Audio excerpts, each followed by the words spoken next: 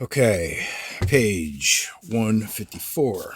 For over 2,000 years, the only national emblem that Ireland had was the Harp of Tara with its angel guardian.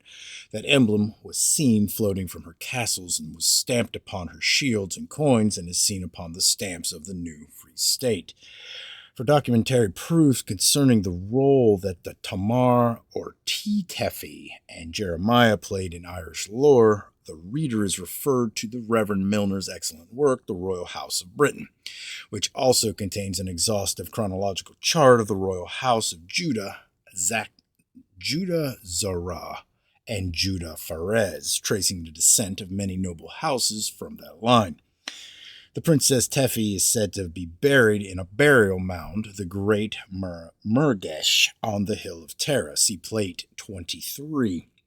Several attempts have been made by archaeologists to enter that mound, but every attempt has been frustrated by the neighboring Irish peasantry with guns and pitchforks. That mound is sacred to the Irish people, but some day soon it will be opened, and speculation is rife as to what it will contain.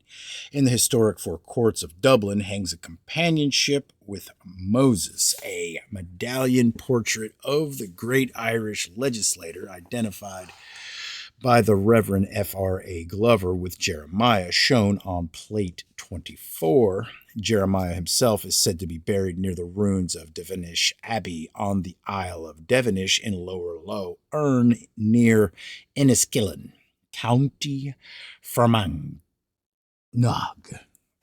Tamar Tephi's marriage to Yochai, the head king of Ireland, accomplished the transplanting of the royal line of Judah, Pharez, David, and him from him that is high of Ezekiel's riddle to him that is low. For Eochaid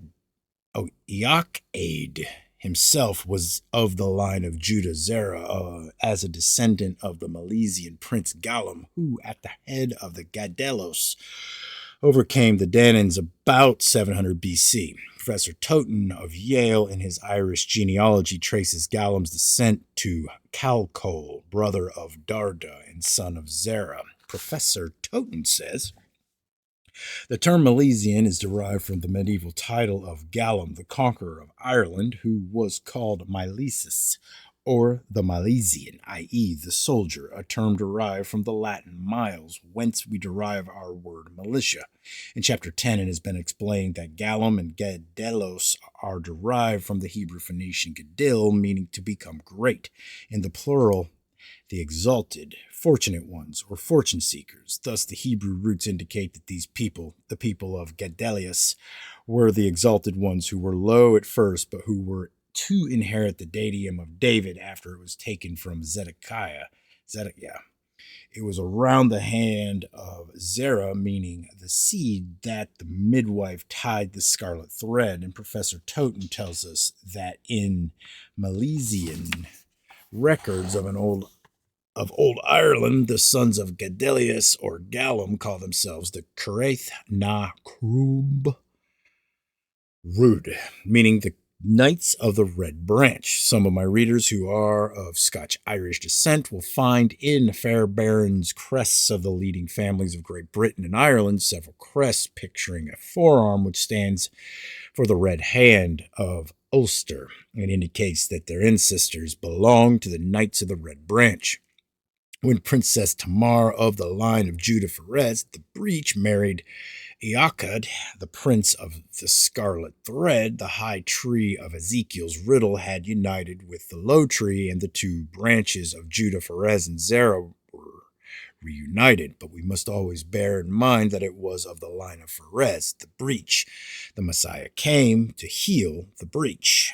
Furthermore, the Knights of the Red Branch, of whom Gallam, the conquering Milesian, was one, called themselves Cronogs, or the crowned. The true meaning of their name is treetops, for it comes from words common to all dialects: cron, a tree, and og, a tuft, or termination. We use the same word for a crown as they did, and the very use of it in common language would be enough to verify this identity of race, were there not other reasons in their history and legends to establish it conclusively. Totten. The memory of the Scarlet Thread is still kept alive in Britain, although unwittingly. Every one of the British official papers is wrapped with a red cord. Likewise, a red thread runs through every rope in the British Navy, and we still talk about red tape.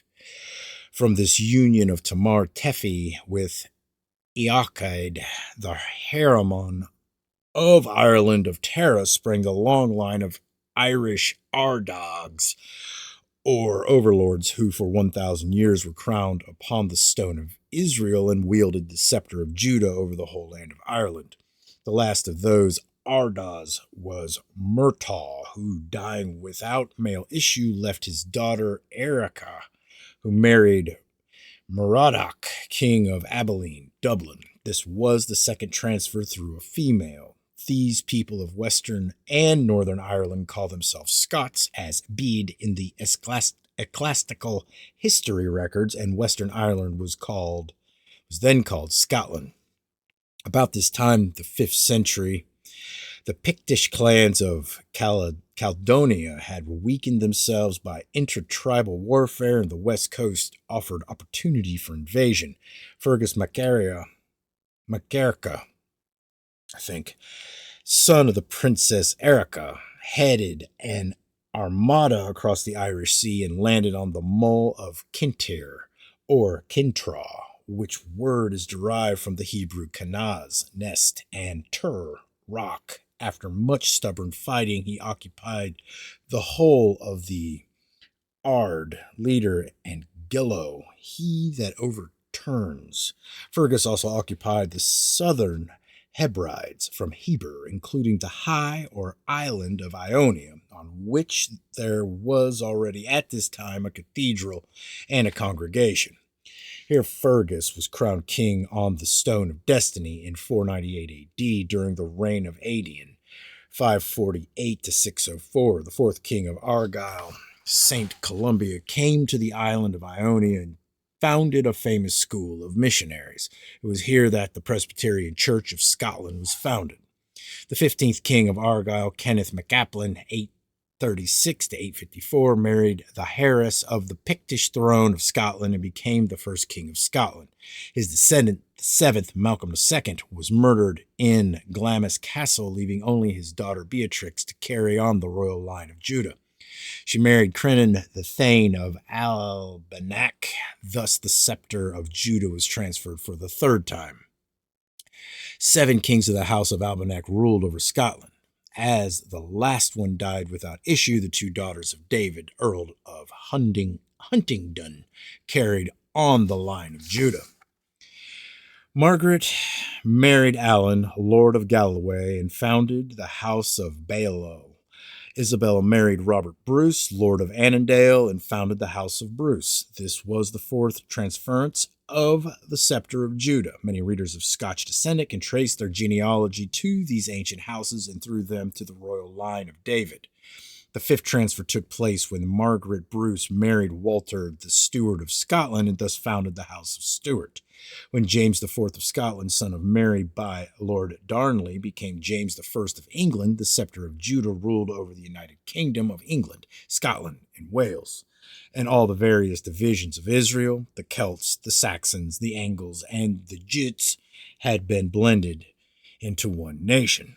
The Stuart reign came to an end. The House of Orange ruled only for a short time, but the scepter of Judah was transferred again for the 6th time when Princess Sophia, daughter of James I, married Ernest of Guelph, Duke of Brunswick, who was the line of Judah Zerah Odin, as spoken of in the previous chapter. See chronological chart by Milner. The son of the 2 was George I of England. The scepter remained in the house of Guelph until Queen Victoria, and then passed into the house of Saxe-Coburg with Edward VII, son of Prince Albert and Queen Victoria. This was the 7th transfer. The next and final transfer will be when King George or Prince David hands it back to him whose right it is, and that will be very soon. This will be the 8th transfer. 8 is the number of Christ, marking a new beginning. Concerning the significance of the number 8, refer to the 7 times of prophecy, page 81. The scepter shall not depart from Judah, nor a lawgiver from between his feet until Shiloh come, was the prophecy, and it has been fulfilled to the letter. Almost all the noble houses of Europe have lost their scepters, and they are wondering why. The British throne is yet standing. In this connection, it is interesting to recall the remark of King Edward, which he made 30 years ago at Cannes to Grand Duke Alexander of Russia, as told by the latter in his book, The Twilight of Royalty. Pointing to the present Prince of Wales, who was then only a child, King Edward said to the Grand Duke, "There is the last King of England." The Reverend J. H. Allen, in his book Judah's Scepter and Joseph's Birthright, gives an appendix in which he traces the genealogy of the British sovereigns in an unbroken line from Adam. This list was compiled some 20 years ago and ended with King Edward VII. The authors of that list were wholly oblivious to any significance of numbers, yet it reveals some numerical units that are most startling to students of prophecy. And I'll let that play for a second. I think that's the 30 generations from Adam to Obed. I'll let that play for a second. I don't know. I guess I could read it. 30 generations from Adam to Obed, father of Jesse. 31, Jesse, with whom begins the royal line. 49, 18 kings of Palestine. 50, Titefi the 50th. 103, 53 kings of Ireland from Eachad to Erica. 116, 13 kings of Argyllshire from Fergus. 141, 25 sovereign of Scotland from Kenneth II to Mary. 10 sovereigns of England from James I to Edward VII. To the above list, we now add the name of the present King George. We have reached the climax of these numbers if we add to the foregoing Prince David of Wales. His number is the mysterious number 153, the number of the elect. Refer to the Great Pyramid's Message to America, page 28, second edition. In this connection, it is striking to note that the Prince of Wales has so far refused to marry. He will be the last king of England. Will he be the last king of England? Question mark. Probably the most treasured possession of the court of St. James, St. Jacob's, is the coronation stone in Westminster Abbey. See plate 25. All of Britain's princes and princes who have reigned in Ireland, Scotland, or England from Tamar, Tefi to Queen Victoria and since have been crowned upon that stone. This is British history and not fiction. The stone lies beneath the seat of the coronation chair. It is of oblong shape, about 26 inches in length, 16 inches broad, and 11 inches high. It is a dull reddish sandstone. There is none other like it in Britain. Geologists tell us that it belongs to a sandstone formation near the Dead Sea. On each side of it are two iron rings through which poles were passed to carry it.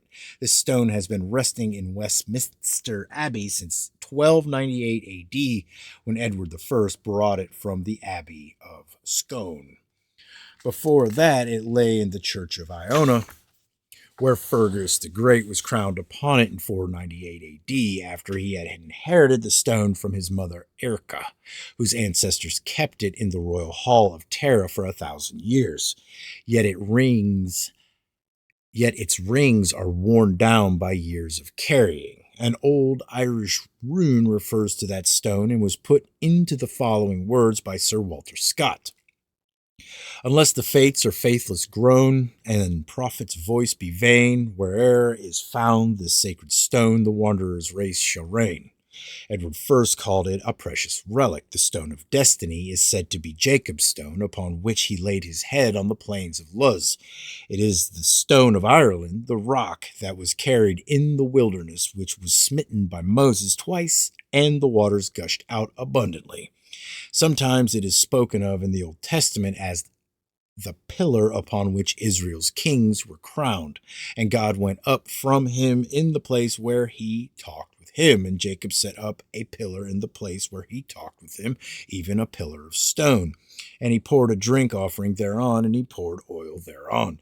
And Jacob called the name of the place where God spake with him Bethel. Genesis 35, 13, 15. That rock, Bethel, the Lord's house, is in the Lord's house today, i.e. in Westminster Abbey, and beneath the stone lie the mortal remains of the kings of Israel. When Tetefi brought with her that symbol into the Isles of the West, the diadem was overturned for the first time. When her descendant, the Irish Princess Erica, passed it to her son Fergus, King of Argyllshire, the symbol went to Scotland and the diadem was turned over for the second time, and for the third time into England when the son of Mary Queen of Scots became James I of England. It was this third turnover that gave us the English Bible. Truly God has kept his word. He promised David that there should never lack a man to sit upon the throne of David. He has overturned that throne 3 times, as we have seen, and it is still in existence today, waiting for Shiloh to come. And the Lord shall give unto him the throne of his father David, and he shall reign over the house of Jacob forever, and of his dominion there shall be no end. Shiloh means rest giver, and Shiloh alone can give us rest and deliver us from the present chaos. Unto him shall the gathering of the people be, as Jacob said. Nothing but his wisdom and power can restore order out of the weltering chaos of human factions. His throne will not be set up in Britain nor yet in Old Jerusalem, but in Shiloh, which is located 10 miles north of Jerusalem and will form the center of the millennial Jerusalem, a city 24 miles square, as told in Ezekiel chapters 40 to 48. Then out of Zion shall go forth the law and the word of the Lord from Jerusalem, Isaiah 2:3. No amount of unbelief can hold up to God's plans, and our people who have been led astray by their teachers and shepherds are earnestly advised to study God's plans for themselves, as found in his book, and now corroborated by the monuments. How much longer must our people suffer before they turn to the Bible for guidance instead of the wisdom and beliefs of men?